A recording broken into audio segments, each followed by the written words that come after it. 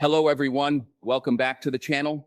Today we are going to talk about one of the most shocking and eye-opening events in recent military history, the reported destruction of the Israeli military training base, located in the Negev desert by an Iranian Al-Fajr missile. This is not just a simple attack story, it is a layered event that touches military technology, strategy, safety, symbolism, cost, and the future direction of modern warfare. In this long discussion, we will explore every aspect in detail, just as we would if we were reviewing a car or a product.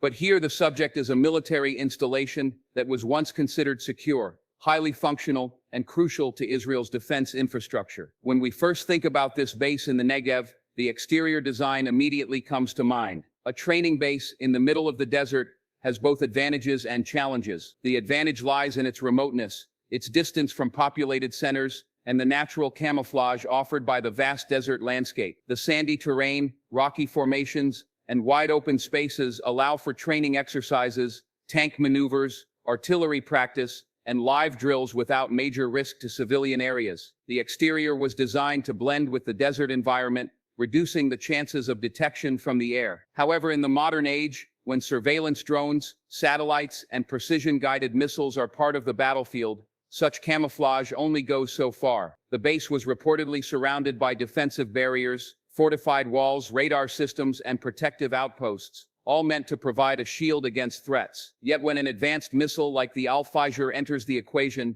we are forced to ask how effective these exterior defenses truly are. Moving inward, the interior of the base tells a different story. Unlike the harsh and simple desert surroundings, the inside of the training facility was packed with modern military equipment, command centers, simulation halls, and bunkers designed for soldiers to both train and, if necessary, seek shelter. The interiors of such bases often include dormitories, briefing rooms, armories, and underground sections that are built to withstand limited bombardment. Yet reports indicate that the missile strike penetrated deeply, causing damage not only to the exterior but also to vital interior sections. This means that even the underground safety designs were either overwhelmed or bypassed by the missile's power. The interior, while compact and designed for efficiency, was still vulnerable because fixed infrastructure, no matter how advanced, cannot escape the destructive radius of a high-yield precision strike. Performance is always a key measure, whether we are discussing a vehicle, a machine, or a military installation. The Negev training base was known for its high performance in terms of functionality. It was not just a symbolic site, but a working hub of military readiness. Thousands of recruits and soldiers were cycled through this base, where they trained for desert warfare, urban combat, and joint operations. The performance of the base was measured in its ability to prepare Israeli defense forces quickly and effectively for real-world scenarios. It had advanced communications, computer-driven wargame simulations, and live fire ranges. But the real test of performance comes not only in training soldiers, but also in protecting itself as an asset. And in that sense, the base's performance was exposed as a weakness. It could perform exceptionally as a training hub, but it underperformed in terms of defending itself when confronted by the realities of modern missile warfare. This paradox highlights the difference between controlled training conditions and actual conflict dynamics. Safety features are supposed to be the last line of defense. For any major military installation, especially one as important as this base in the Negev,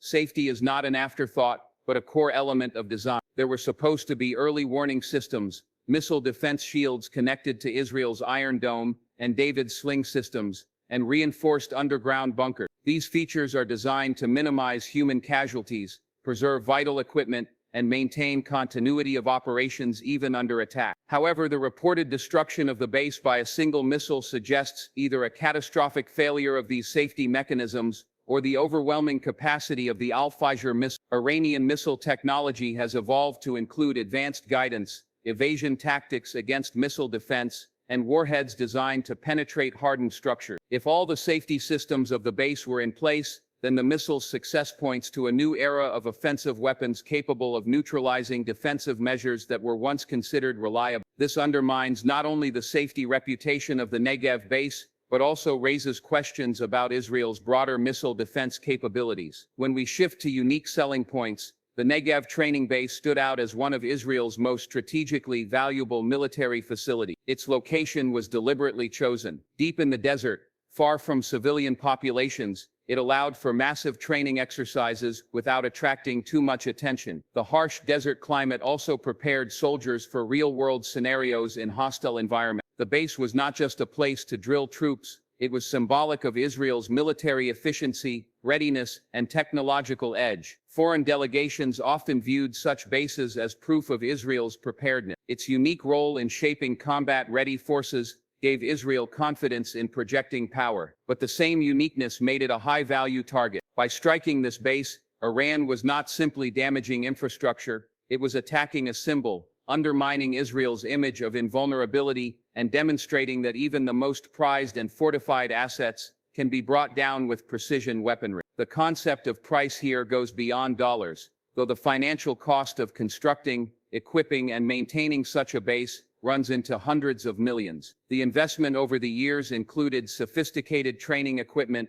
cutting-edge communications, and logistics networks. But the strike showed that years of investment can be undone in a matter of seconds. Financially, rebuilding such a facility will be costly, but the political and psychological price is far greater. A strike like this delivers shockwaves not only to military strategists, but also to the civilian population, the political leadership, and the allies who depend on Israel's military strength as a balancing factor in the Middle East. The price also reflects on deterrence credibility. If one side demonstrates that its expensive facilities are vulnerable, the opposing side gains not just morale, but also strategic leverage. Iran, through this attack, effectively raised the price of war for Israel, showing that protecting such assets may require far greater resources than initially believed. Now let us draw a broader conclusion. The reported destruction of the Israeli military training base in the Negev by an Iranian Al-Fajr missile is not just another strike in the ongoing shadow war between Israel and Iran. It is a demonstration of the changing balance of power and the reality of 21st century conflict. Fixed bases, no matter how advanced, are vulnerable. Missile technology has advanced to the point where distance, fortification, and defense systems are no longer guarantees of safety. The symbolism of striking such a base carries weight far beyond the physical damage. It sends a message to Israel, its allies, and the region that the game has changed. Israel, long considered unmatched in terms of technology and defense, has seen one of its core installations fall victim to a single missile. For Iran, it is a victory not just in military terms, but in psychological warfare, showing reach, accuracy, and determination. As we piece all of this together, we can see that this event is layered with lessons. For Israel, the lesson is that reliance on fixed infrastructure is dangerous in an era of mobile, precision-guided threats. For Iran, the lesson is that one successful strike can elevate its position in regional dynamics. For observers worldwide, the lesson is that warfare has entered a phase where technology continually outpaces defenses, and no installation, no matter how hidden or fortified, can be considered completely safe. The Negev base, once a proud example of military preparedness, is now a cautionary tale of what happens when theory collides with reality. And this is why the story matters beyond the borders of Israel and Iran. Other nations watching from afar will study this event to redesign their own strategies, rethink their defensive investments, and reconsider the balance between offense and defense. The destruction of the base may have been localized, but its implications ripple across the globe, affecting military doctrines, budget allocations, and strategic partnership. It teaches us that the price of neglecting missile defense advancement is too high, that safety features must evolve as quickly as offensive technologies, and that the uniqueness of a military asset also makes it a high-priority target. This, in the end, is the reality of modern warfare. No matter how much is invested in exterior fortifications, interior efficiency, high performance, or safety measures, the balance of power can shift with a single missile strike. The Negev training base will be remembered not only for its role in preparing soldiers, but also for the lessons learned from its destruction. The conclusion is clear: the battlefield is evolving, and survival will belong to those who can adapt quickly, rethink strategies, and anticipate the next level of threats before they arrive.